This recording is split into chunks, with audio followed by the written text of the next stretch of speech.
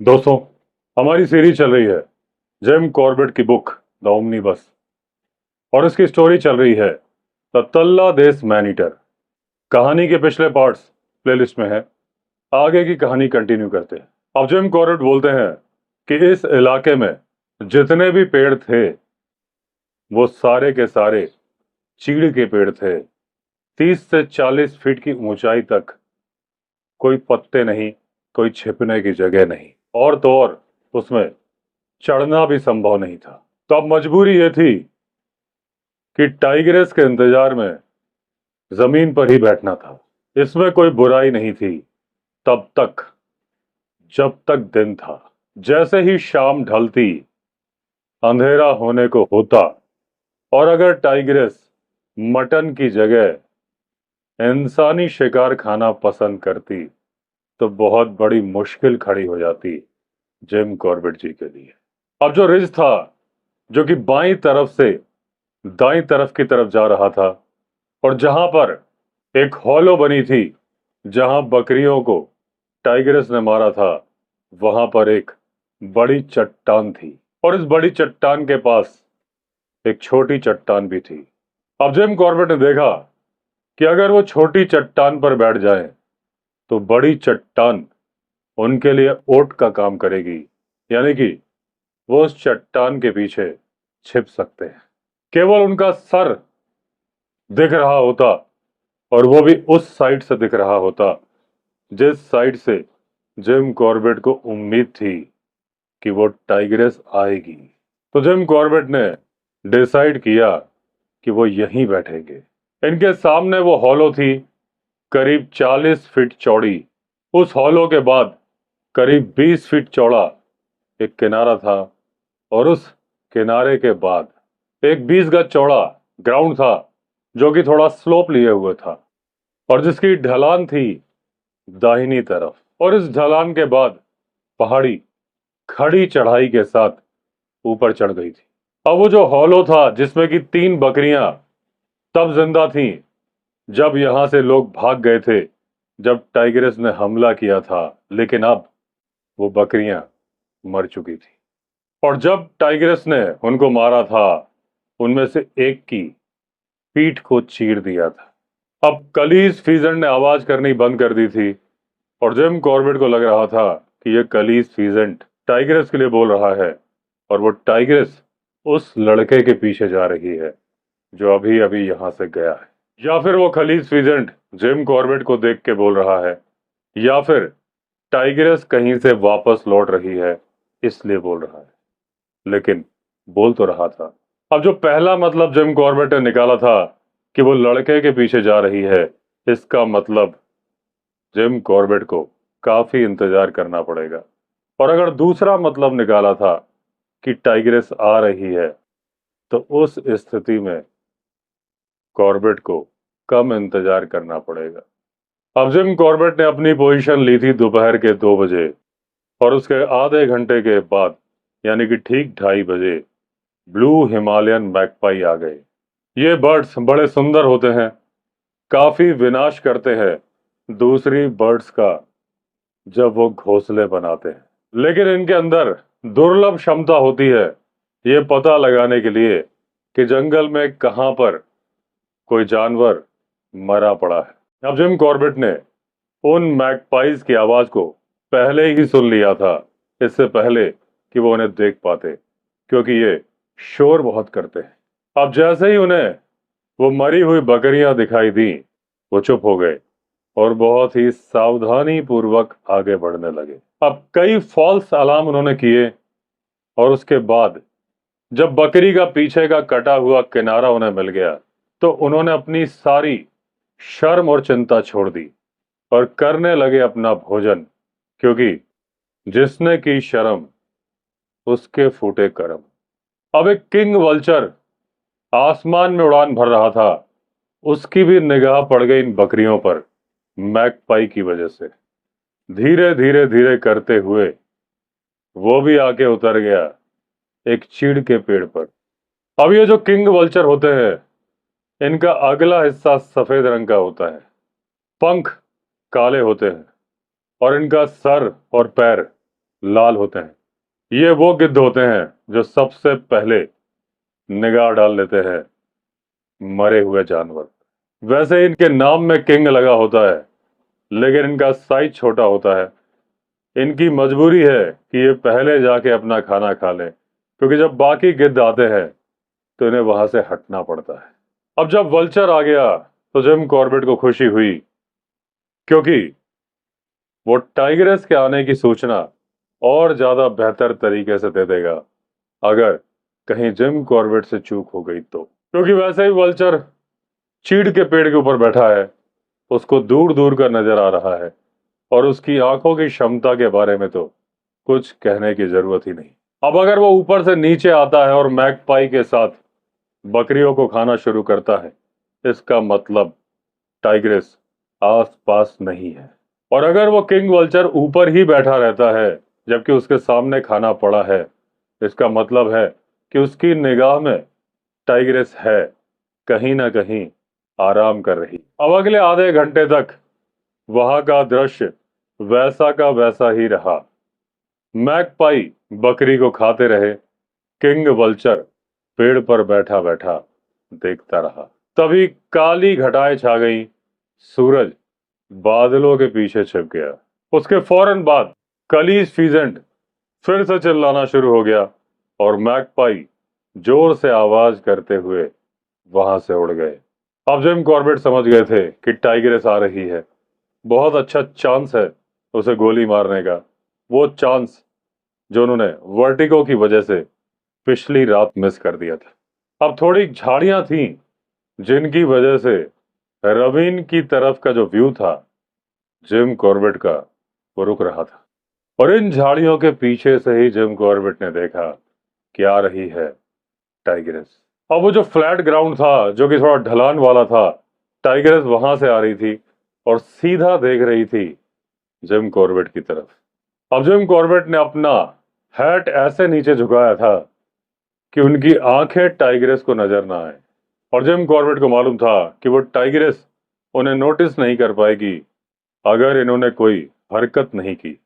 Jim Corbett की rifle रखी थी चट्टान के ऊपर और ये बिना हिले डुले वैसे ही बैठे रहे। अब टाइग्रेस आई, सामने एक पाइन के पेड़ के पास बैठ गई। यानी जिम कॉर्बेट और टाइग्रेस के बीच में केवल वो चीड़ का पेड़ ही था। अब जिम कॉर्बेट टाइग्रेस का सर भी देख पा रहे थे और उसके पिछले पैर और पूंछ भी देख पा रहे थे, और बाकी का हिस्सा था उस पेड़ के तने के पीछे। अब यहां कई मिनट तक वो टाइग्रेस बैठी रही, मक्खियां उड़ाती रही जो कि उसके घाव पर बैठ रही थी। 8 साल पहले जब यह टाइग्रेस यंग थी, इसका मुकाबला हो गया था एक साही से, यानी कि पॉर्क्यूपाइन से। और जब इस टाइग्रेस को पॉर्क्यूपाइन के कांटे की चोट लगी, तब शायद इसके पास इसके बच्चे भी थे, और इस चोट की वजह से वो जंगली जानवरों का शिकार नहीं कर पा रही थी। और शायद यही वजह थी कि उसने मारना शुरू कर दिया था इंसानों को। अब प्रकृति के नियम के अनुसार इस टाइग्रेस ने कोई अपराध नहीं किया था, क्योंकि वो कार्निवोरस यानी कि मांसाहारी जीव है। मांस खाना ही उसका धर्म है। अब वो इंसान का हो या जानवर का हो, मांस तो मांस है। अब अगर कोई इंसान भी है, विपरीत परिस्थितियों में फंस जाए, उसे भूख लगी हो, तो वो भोजन कर लेगा जिसे वो खाना पसंद नहीं करता। तो इस टाइग्रेस ने इंसानों को मारना मजबूरी में शुरू किया था, और उतने ही इंसान मारे थे जितनी इसको जरूरत थी। इसने 8 साल में 150 यानी कि 150 इंसान मारे थे। यानी एक साल का एवरेज था करीब करीब 20 आदमी। तो मुझे लगता है कि टाइग्रेस ने ज्यादा इंसान उसी वक्त मारे जब जब उसके पास बच्चे रहे और वो बच्चों को भोजन करा नहीं पा रही थी। नहीं तो उसने जंगली जानवर भी मारे। लेकिन तल्ला देश के लोगों ने टाइग्रेस की इस इंजरी की भारी कीमत चुकाई, बहुत चुकाई। और अब उस कीमत के बदले में बहुत भारी कीमत चुकाने जा रही है ये टाइग्रेस, अपनी जान की कीमत।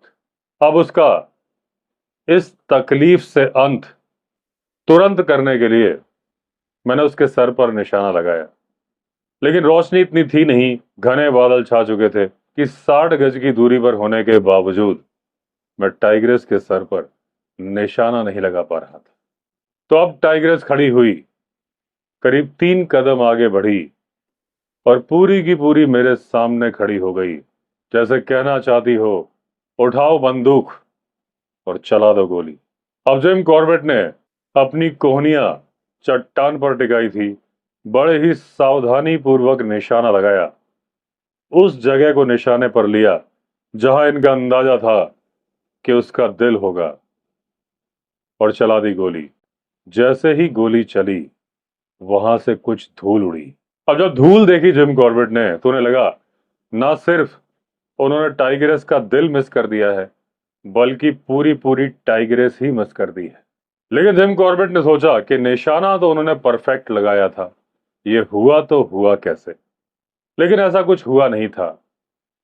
गोली सही निशाने पे लगी थी, लेकिन रास्ते में कुछ रुकावट नहीं आई थी, तो गोली टाइग्रेस को चीरते हुए बाहर मिट्टी में धंस गई थी। अब जैसे ही गोली लगी, टाइग्रेस बहुत तेजी के साथ भागी, ऐसे जैसे कि उसे गोली लगी ही ना हो। और जब तक जिम कॉर्बेट दूसरी गोली चलाते, तब तक तो वो नजरों से ओझल हो चुकी थी। अब जिम कॉर्बेट गुस्से से पागल हो रहे थे, अपने आप को कोस रहे थे। कितना बढ़िया मौका जो कि टाइग्रेस ने उन्हें खुद दिया था, सामने खड़े होके आखिर वो कैसे चूक सकते हैं। और अगर चूक भी गए तो इस टाइग्रेस को मारने का मौका चूकेंगे नहीं। अब तो इसको पीछा करके ही मारना होगा। जिम कॉर्बेट तेजी से उछले, छलांग मारते हुए नीचे आए और उस जगह पर पहुंच गए जहां से टाइग्रेस उनकी निगाहों से ओझल हो गई थी। अब यहां पर पहुंच के जिम कॉर्बेट ने देखा कि नीचे करीब 40 फुट का ढलान है और वहां पर रोड़ी पड़ी हुई है। यहां से टाइग्रेस कूदती हुई गई थी, लेकिन जिम कॉर्बेट ने सोचा, अगर मैं कूदूंगा तो फ्रैक्चर हो जाएगा। तो वो आराम से बैठ बैठ के नीचे उतरते गए, और जहां पर वो रोड़ी पड़ी थी वहां से एक अच्छा खासा फुटपाथ बना था, और कॉर्बेट को पूरी उम्मीद थी कि वो टाइग्रेस इस फुटपाथ पर ही गई। लेकिन वहां का सरफेस इतना हार्ड था कि पग मार्क्स नजर आने के कोई चांसेस नहीं थे। इस रास्ते के राइट हैंड साइड पर एक स्ट्रीम बह रही थी जिसमें बड़े बड़े बोल्डर्स थे। इन्हीं बोल्डर्स को जिम कॉर्बेट और डूंगर सिंह क्रॉस करके आए थे। उस स्ट्रीम के बाद एक घास का मैदान था जो कि पहाड़ी पर जा रहा था।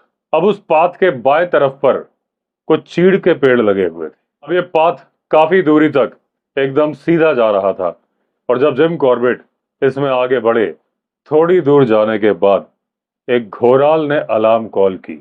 अब घोराल केवल एक ही जगह पर मिल सकता था, और वो दाहिनी तरफ की तरफ जहां घास का मैदान था, पहाड़ी के ऊपर। तो अब जिम कॉर्बेट ने सोचा कि हो ना हो ये टाइग्रेस स्ट्रीम को क्रॉस करके पहाड़ी पर चढ़ गई है।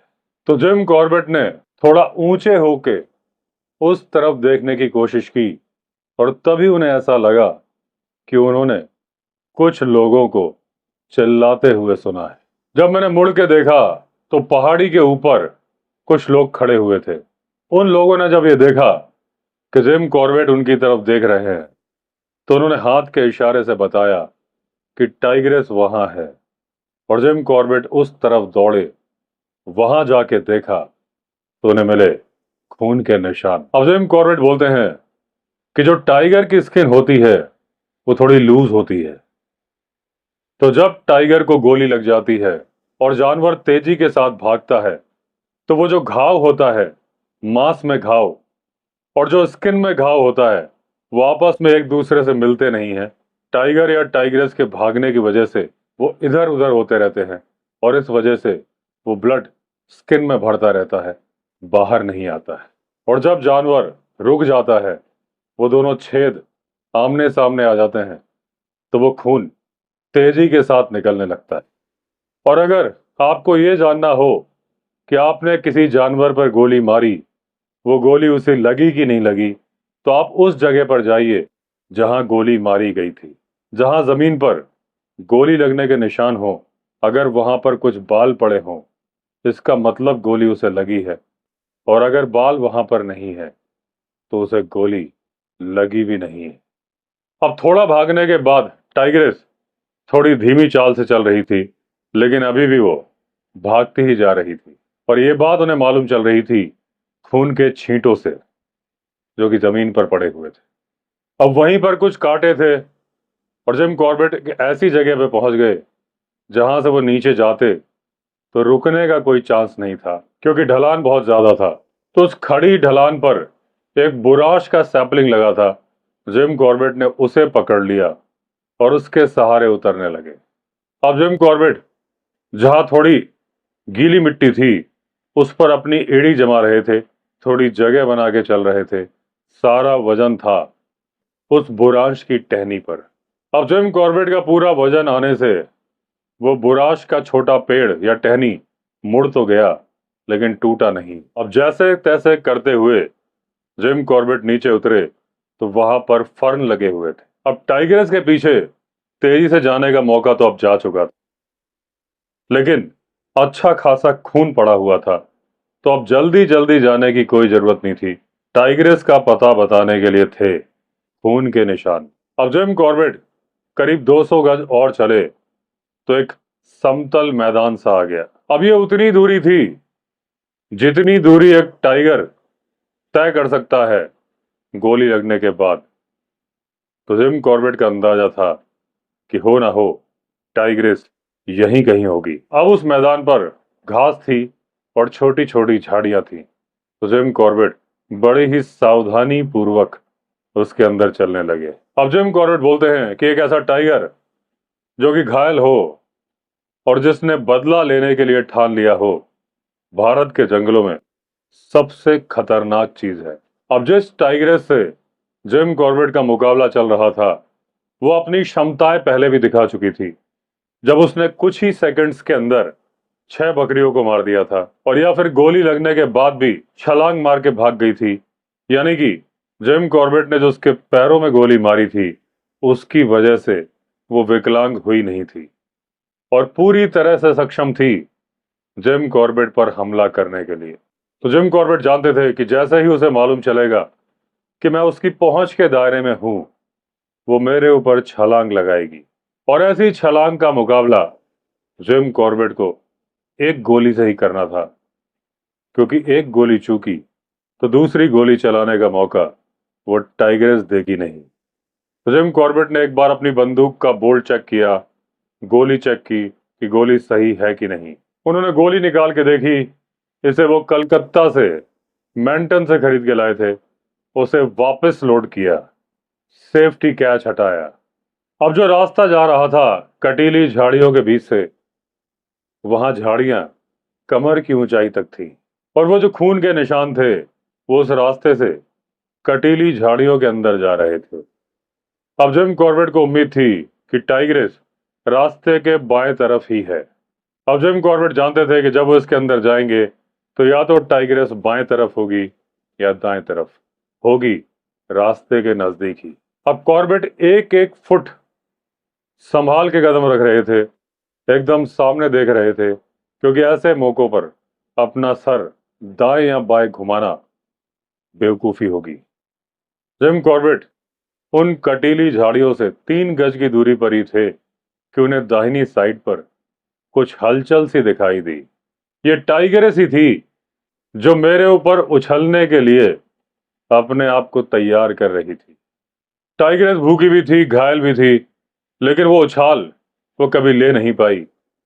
वो उछले उसके पहले ही मेरी एक गोली उसके आर पार निकल गई और दूसरी गोली ने तोड़ दी उसकी गर्दन। अब जिम कॉर्बेट भी कई दिनों से भूखे थे, दर्द से निकल के आए थे। अब उनके हाथ पैर कांप रहे थे, बड़ी मुश्किल से चल पा रहे थे। अब मैंने अपना हैट उतार के वो जो पहाड़ के ऊपर भीड़ खड़ी थी उनकी तरफ हिलाया और वो लोग चिल्लाते हुए, शोर मचाते हुए तेजी के साथ नीचे आने लगे। सबसे पहले मेरे 6 गढ़वाली आए, उन्होंने मुझे बधाई दी। उसके बाद टाइग्रेस को एक पेड़ के तने से बांधा और उसे उठा के वो चल पड़े। वो इस दुनिया के सबसे ज्यादा गौरवशाली गढ़वाली थे, जो कि कुमाऊं के अंदर एक आदमखोर शेरनी को उठा के लेके जा रहे थे। अब ऐसे ही हर्षोल्लास के साथ तल्ला देश से तल्ला कोट तक उस टाइग्रेस को ले जाया गया। यहाँ पर टाइग्रेस को जमीन पर लेटाया गया ताकि गांव के बच्चे, बूढ़े और औरतें उसे देख लें। उसके बाद जिम कॉर्बेट अपने कैंप के अंदर गए। हफ्तों के बाद पहला सॉलिड मील खाने के लिए 1 घंटे आराम करने के बाद वो आए और टाइग्रेस की खाल उतारी। अब जिम कॉर्बेट ने अपनी .275 से जो पहली गोली 5 अप्रैल को चलाई थी, जो कि सॉफ्ट नोज वाली बुलेट थी, वो उस टाइग्रेस के कंधे पर यानी कि बॉल एंड सॉकेट ज्वाइंट पर लगी थी। दूसरी और तीसरी गोली जो उन्होंने चलाई थी वो टाइग्रेस को मिस कर गई थी जब वो पहाड़ी पर जा रही थी। 12 अप्रैल को जो गोली चलाई वो टाइग्रेस के अंदर घुसी, आर पार निकल गई, किसी भी हड्डी को बिना छुए, और पांचवी और छठी गोली ने उस टाइग्रेस की जान ले ली थी। उसके दाएं पैर में करीब 20 पॉर्क्यूपाइन के कांटे लगे हुए थे। कोई कांटा 2 इंच का था तो कोई था 6 इंच का, और यही कारण था कि वो टाइग्रेस मैन ईटर बन गई थी। अगले दिन जिम कॉर्बेट ने आराम किया और उस टाइग्रेस की स्किन को सुखाया, और 3 दिन के बाद जिम कॉर्बेट अपने घर पहुंच चुके थे। उनका जो बुरा समय था वो भी बीत चुका था। बेंस ने डूंगर सिंह और उसके भाई का सम्मान किया, इस बात के लिए भी कि उन्होंने बहादुरी दिखाई, इस बात के लिए भी कि उन्होंने मेरी मदद की। इस सम्मान का प्रतीक उन्हें दिया गया।